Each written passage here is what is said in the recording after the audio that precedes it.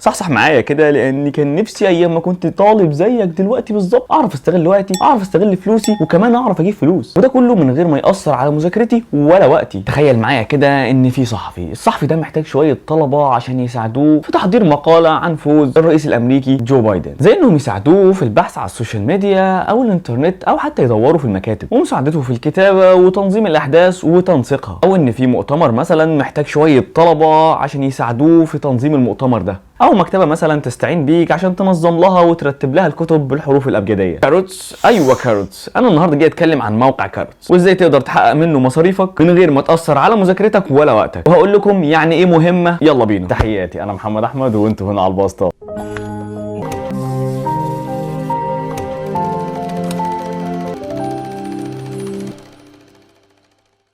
كاروتس الموقع ده فكرته بتعتمد على المهمه المؤقته واللي بتساعد في الانتاجيه بوقت اقل وبفلوس اكبر، زي ما شفنا الصحفي ان هو كان محتاج عدد طلاب لانه في وقت ضغط شغل ومحتاجهم ضروري، او ان المؤتمر كان محتاج دعم اضافي والفتره مؤقته لتنظيمه. تعالى دلوقتي نتكلم عن المهمه بشكل مفصل اكتر، وكمان تفرق ايه عن الوظيفه العاديه اللي هي الفول تايم او البارت تايم او الفريلانس. المهمات في موقع كاروتس بشكل عام هو اي احتياج مهما كان حتى لو طبيعته مش مألوفه، تقدر تحوله لمهمه مؤقته او مهمه بتاخد عدد ساعات معينه او ايام، وكمان ممكن توصل لاسابيع عشان تقدر تلبي الاحتياج ده. وده طبعا شدني ان انا عايز اعرف اكتر عن كاروتس، وكاروتس دي بتعمل ايه. دخلت على الموقع بتاعهم ولقيت قصص بتحكي انك انت ازاي بالمعنى الحرفي تقدر تستخدم الموقع ده بطريقه ذكيه في انك توصل لاي هدف مهما كان عن طريق المهمات دي. واللي عرفني بالشكل ده اللي انا دخلت على القصص بتاعتهم وقريتها بشكل كويس بحيث ان انا اعرف بيعملوا ايه بالظبط. وضحت لي ان فيها مجالات كتير هتلمس كل واحد فينا عشان يقدر ازاي يستخدم الموقع ده ويلبي الاحتياج بتاعه. واكتر قصص انا حابب ارشحها لكم وهتلاقوها في الاباوت اس كده في الموقع بتاعهم هم 5 قصص. اول قصه بنك جي بي هوجن وازمه الموظفين، ثاني قصه وانجي للنقد الفني، ثالث قصه جاسمين وهجس الديدلاين، رابع قصه الواسطه والمحسوبيه وطلبه كليه اعلام، خامس قصه طلبه صيدله وتنظيم الصيدليات. تعالوا ندخل على حاجه مهمه وهتفيدنا كلنا، ان المهمات في موقع كاروتس بتتقسم لثلاث انواع: فول ميشن، سبيشال اوفر، وشاريتابل ميشن. تعال نتكلم هنا عن الفول ميشن، والمهمه دي بتعتمد على عدد ساعات او ايام. والفكره الجديده هنا ان الموقع عمل حد ادنى للاجر في الساعه، وبعد كده تقدر تطلب من طالب المهمه سعر اعلى وتتفاوض معاه. بس خلينا متفقين ان مفيش حد يقدر ينزل عن الحد الادنى اللي حدده الموقع وهو 15 جنيه في الساعه، وبعد كده الساعه بتزيد على حسب الاتفاق ما بينك وما بين طالب المهمه. ايوه انا عارف ان انا دخلتك في ارقام كتيره ودوشت لك دماغك، تعالى معايا بس لاخر الفيديو عشان اقول لك على شويه حاجات زبد، واشرح لك كمان الارقام والعروض اللي عاملاها كاروتس لفتره محدوده جدا. ندخل في المهمه الثانيه وهي السبيشال اوفر، وفي المهمه دي انت ممكن تعمل ارباح مهوله انت ما تتخيلهاش، لان ببساطه كده ان فكره السبيشال اوفر بتعتمد على الاحتياج والوقت المعين جدا بالنسبه لطالب المهمه. ان مثلا في شخص عايز يخلص احتياج ذو قيمه عاليه عنده في وقت قليل، وكمان عايز يوصل لمعلومه مهمه جدا او نادره مش عارف يوصلها بالطرق التقليديه، او فيديو نادر، او مثلا المحفظه بتاعته وقعت منه فهو في امس احتياجي ان هو يلاقيها، فينزل مثلا على السبيشال اوفر ان هو يا اخوانا انا المحفظه بتاعتي وقعت وانا حاطط 5000 جنيه مكافاه للي هيلاقيها. او ان حد مثلا يطلب حاجه من دوله اجنبيه او من داخل الدوله، وخد من الامثله دي كتير. ممكن تلاقي دكاتره نفسيه محتاجين عدد معين من الطلبه بتاعت الثانويه العامه عشان يشوفوا الضغط والتوتر اللي بيحصل لهم ايام الامتحانات بتاعتهم عشان يعملوا عليهم دراسه. وما تستغربش طبعا لما تلاقي حد طالب سحليه نادره ومش موجوده غير في جنوب افريقيا او ضفر اسد مثلا. والحد الادنى للسبيشال اوفر هو 500 جنيه،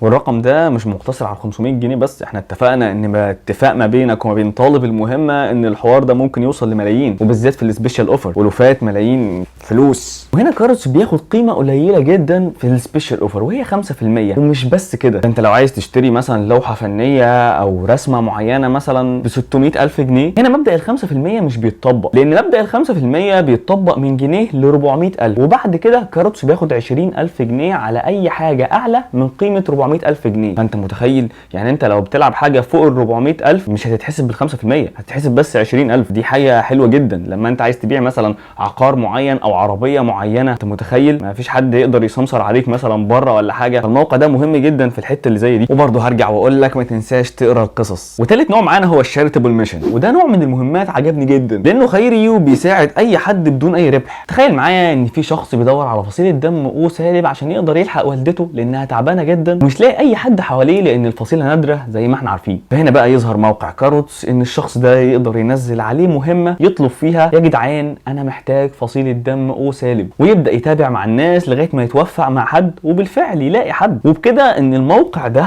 نجح بشكل كبير جدا انه يلبي اي احتياج حتى لو كان خيري. ده غير طبعا الجمعيات الخيريه انها ممكن برضو تنزل مهمه على موقع كاروتس تطلب فيها ناس تجهز حاجات معينه، ترص حاجات معينه، تنظم افطار معين، وده من غير اي فلوس لطالب المهمه او مؤدي المهمه. تعالى بقى هاخدك من حاجه لحاجه، ودلوقتي تعالى نتكلم عن تفرق ايه موقع كاروتس عن التوظيف عن الفريلانس وكمان على السوشيال ميديا. بشكل بسيط جدا ان اول حاجه ان الامان عالي جدا في موقع كاروتس، لان عشان تسجل على موقع كاروتس ويحصل معاملات ماديه وتحويلات لازم ترفع بياناتك صحيحه وكمان ترفع اثبات شخصيه، وبعد كده بيتم مراجعه كل البيانات دي قبل اساسا ما تقدر تستخدم الموقع. واول ما الاداره تتاكد انها صحيحه يبدا انك انت تعرف تتعامل مع الموقع بشكل سلس جدا. وكاروتس هنا بيضمن للطرفين ان طالب المهمه مش هيدفع اي فلوس غير لما يتاكد ان المهمه دي تمت، وان مؤدي المهمه هيضمن بشكل كبير ان بعد ما يؤدي المهمه دي ارباحه هتوصل له بشكل صحيح. والامان ده مش موجود بنفس الدرجه في الفريلانس او السوشيال ميديا او حتى التوظيف. تاني فرق معانا هو المينيمم ويجز بير اور اللي اتكلمنا عليه من شويه، ودي حاجه طبعا بتميز الموقع عن اغلبيه المواقع. وبكده موقع كاروتس قدر يحافظ على السوق من اي خلل. وبالمناسبه ان الحد الادنى للاجر ممكن يتغير من فتره والتانيه، ممكن يزيد عن طريق اداره كاروتس مثلا بعدين في المستقبل وممكن يبقى اعلى بكتير، يعني هتكسب فلوس هتكسب فلوس. تالت حاجه اللي بتتفق فيها كاروتس مع السوشيال ميديا وبتختلف فيها مع الفريلانس والتوظيف هي ان مش شرط يكون عندك اي مهاره قويه او حتى خبره عشان تسجل في موقع كاروتس، لان ممكن تؤدي مهمه زي انك انت توفر كتاب لحد معين. دي مهمه في موقع كاروتس هتلاقيها مش متطلبه اي خبره ولا متطلبه اي انك انت يكون عندك مهاره، او انك انت ممكن تجيب طلب معين لحد في منطقتك طالبه على موقع كاروتس ان هو مثلا محتاج حاجه معينه انت تؤدي له الطلب ده او تجيبه له مثلا وساعتها تحصل على فلوس، وبرده ده مش محتاج خبره ولا اي حاجه. وبرده عايزك تروح تتفرج على القصص. وطبعا بيتفق مع السوشيال ميديا ان هو سهل الاستخدام ما فيهوش اي تعقيدات. رابع حاجه ان طبيعه موقع كاروتس ان هو يقدر يخليك تفصل مهمه على حسب احتياجك الشخصي، لانك انت ممكن تقدر تطلب مهمه وحد ينفذها لك في مكانك مش شرط عن بعد زي الفريلانس. هنا الموقع ده بيتميز عن الفريلانس ان هو يقدر يعمل الاثنين، انك انت تقدر تنزل تنفذ مهمه في مكان مش شرط يكون عن بعد. خامس فرق واللي بيميز كاروتس ان كاروتس داخله او بتستهدف فئه الطلبه وبالاخص الجامعيين عشان يقدر يوفر لهم فلوس في جيبهم ويدخلهم سوق العمل بطريقه غير مباشره، وده طبعا من غير ما ياثر على دراستهم ولا وقتهم. ده غير مميزات تانية كتير في موقع كاروتس هتلاقيها زي مثلا خاصيه الانونيموس. الخاصيه دي ان انت بتظهر كمجهول محدش يعرفك انت مين، طلبت مهمه ومش عايز مثلا انت تظهر نفسك، دي موجوده في الموقع. او انك انت طلبت مهمه معينه فعندهم قوه فلترات ان انت تقدر تنزل مهمه وتطلب حد معين في مكان معين وهتقدر توصل له. ومن المميزات التانية كمان ان انت كمؤدي للخدمه لما تيجي تتفاوض مع طالب الخدمه انت هتتفاوض في السعر او بالسعر اللي يريحك، لان انت ما بتتاثرش بباقي الاسعار، يعني انت ما بتشوفوش بعض. الناس اللي بتكتب في الكومنتات انت يا دوب بتتفاوض انت وطالب الخدمه بس، ما بتشوفش باقي الكومنتات التانية. دي حاجه كويسه ان انت تتفاوض براحتك مع طالب المهمه. وحاجات تانية كتير هتعرفها لما تبدا تستخدم الموقع. اوعى تكون تهت مني، فوق كده معايا. دلوقتي تعالى اتكلم على الحاجات الجميله والعروض والباقات اللي عاملاها كاروتس.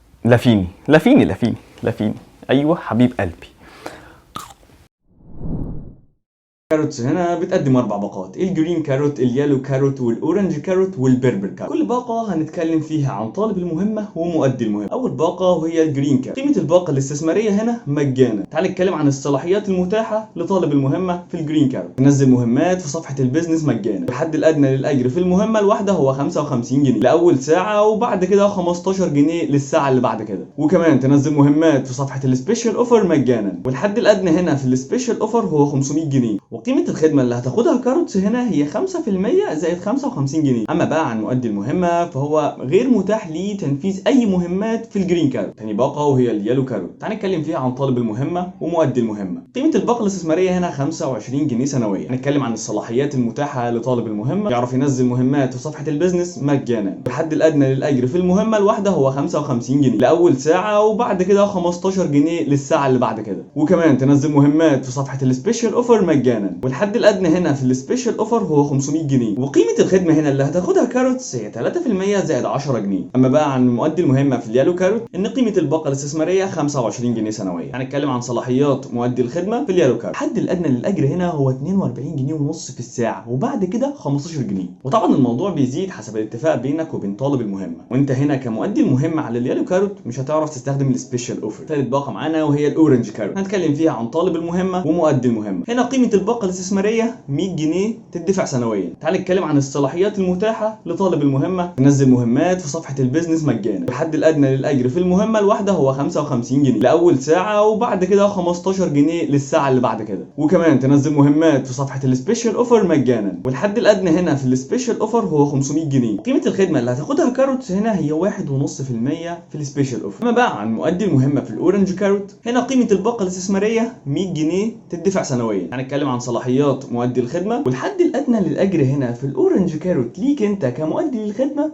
هو 45 جنيه في اول ساعه، ومن بعد كده بتبدا عادي 15 جنيه. هنا بقى هتعرف تأدي المهمات في السبيشال اوفر، والحد الادنى في المهمه الواحده هو 500 جنيه، وقيمه الخدمه هنا اللي هتاخدها كاروت هي 5%. رابع باقه وهي البيربل كاروت. الباقه دي ان في مبلغ معين بيدفع مدى الحياه، والمبلغ ده هو 150 جنيه. خلي بالك ان الباقه الرابعه دي باقه لفتره محدوده جدا، يعني حاول تستثمرها وتجري عليها. تعال نتكلم عن طالب المهمه في البيربل كارد. تعال نتكلم عن الصلاحيات المتاحه لطالب المهمه. تنزل مهمات في صفحه البيزنس مجانا. الحد الادنى للاجر في المهمه الواحده هو 55 جنيه لاول ساعه، وبعد كده 15 جنيه للساعه اللي بعد كده. وكمان تنزل مهمات في صفحه السبيشال اوفر مجانا، والحد الادنى هنا في السبيشال اوفر هو 500 جنيه. قيمه الخدمه اللي هتاخدها كاروت هنا هي 1.5% في السبيشال اوفر. بقى عن مؤدي المهمه، هنتكلم عن صلاحيات مؤدي الخدمه. هنا الحد الادنى للاجر زي الاورنج كاروت بالظبط، 45 جنيه في الساعه الاولى، وبعد كده 15 جنيه. هنا بقى هتعرف تأدي المهمات في السبيشال اوفر، والحد الادنى في المهمه الواحده هو 500 جنيه، وقيمه الخدمه هنا اللي هتاخدها كاروت هي 5%. كده خلصنا الاربع باقات اللي هم الثلاثه اساسيين والواحده الفتره محدوده اللي اتكلمنا عنها اللي هي البيربل كاروت. تعال بقى ندخل على العروض القويه وهتجري على الموقع جري، وهم عرضين. العرض الاول وهو الاعداد محدوده جدا، ان اول شخص من كل مركز من مراكز الجمهوريه كلها هيسجل اول واحد على الموقع هياخد الباقه اللي هي ب 25 جنيه او ال 100 جنيه هيدفعها مره واحده مدى الحياه. متخيل؟ يعني عايز اقول لك اجري على الموقع عشان تبقى اول واحد من كل مركز على مستوى الجمهوريه يسجل في الموقع، فهيدفع 25 جنيه او 100 جنيه مره واحده مدى الحياه. والعرض الثاني هو الفتره محدوده، انك انت تمتلك باقه استثماريه من باقتين اللي هي ال 25 جنيه في السنه او ال 100 جنيه في السنه. والعرض ده ميزته ايه؟ ان انت هتقعد تدفع سنويا حاجه ثابته مش قابله للزياده الدوريه اللي هم هيعملوها في المستقبل. فانت خلي بالك ان العرض ده انت لو اشتركت فيه مش هتكون خاضع للزيادات اللي هيعملوها. يعني الباقه الاستثماريه اللي في الموقع ده هتلاقيها تزيد توصل 50 و100، هي الباقه ال 25، والعكس برضو الناحيه الثانيه اللي 100 جنيه ممكن توصل 150 و200. تحاول بقى تستمتع بالعروض دي وتحاول تلحقها. وخلينا متفقين برضو لما كاروتس تيجي تقول لك هي هتاخد بس 10% او 15% او اي رقم هتقول لك هتاخده، فهي بالفعل هتستقطع الجزء ده بس. يعني هتعمل حسابها الحاجات التحويليه زي الترانسفير بتاعت مثلا فودافون كاش. لو فودافون كاش بياخد حاجه معينه فهي هتعمل حساب الحاجه دي، فما تقلقش. الحاجه اللي هتقول لك عليها انت هتاخدها، فانت هتاخدها بالفعل من غير اي خصومات. هتيجي تسالني وتقول لي يا بسطه هو انا بعد ما اخلص المهمه واديها هاخد الفلوس بتاعتي ازاي؟ هقول لك ان الموقع عمل حاجه بسيطه جدا وبعيده عن التعقيدات تماما. قال اللي احنا في البدايه هنستخدم فودافون كاش، وطبعا زي ما احنا عارفين ان طريقه فودافون كاش طريقه سهله جدا، فهتعرف تاخد فلوسك بطريقه اسهل من السهوله. موضوع انهم يستخدموا فكره فودافون كاش في الدفع والعمليات التحويليه الماديه دي فكره لطيفه جدا، لان انت فودافون كاش سوبر ماركت تحت البيت ولا امان اخر الشارع، هتعرف ان انت تتعامل بسهوله مع فودافون كاش. دلوقتي هنتكلم عن كاروتس سيرتيفيكت. ايه ده؟ هي كاروتس ممكن تديني شهاده؟ كاروتس هنا هتديك شهاده واللي تثبت انك انت اديت مهمات على الموقع بتاعها اذا كان خيري او بيزنس. والشهاده دي بتبقى عباره عن موجود فيها الفيدباك بتاع الناس اللي انت اديت لهم المهمه دي والتقييم بتاعهم ليك، وطبعا بتبقى طالعه موثقه من كاروتس نفسها، وده هيفيدك طبعا في السي في بتاعك. وعشان تقدر تطلع الشهاده دي فانت لازم تعمل 10 مهمات اذا كان خيري او بيزنس على الاقل، وتقدر تطلبها بعد سنه من اشتراكك في الموقع. يعني انت مثلا بتدرس من السبت للثلاث وفاضي الاربع والخميس، انزل ابني في السي في بتاعك اليومين دول، اعمل فلوس وبعد كده ارجع لمذاكرتك عادي، ده من غير ما تلتزم لوظيفه بارت تايم مثلا او حتى انترنشيب كامل لمده اسبوع. ده غير ان الفلوس اللي هتعملها في كاروتس اعلى بكتير من الفلوس اللي هتعملها في البارت تايم. اي حد بقى عايز اي حاجه في موقع كاروتس يسيب لي كومنت تحت وهبدا ارد عليه على طول. خد جزره. سلام.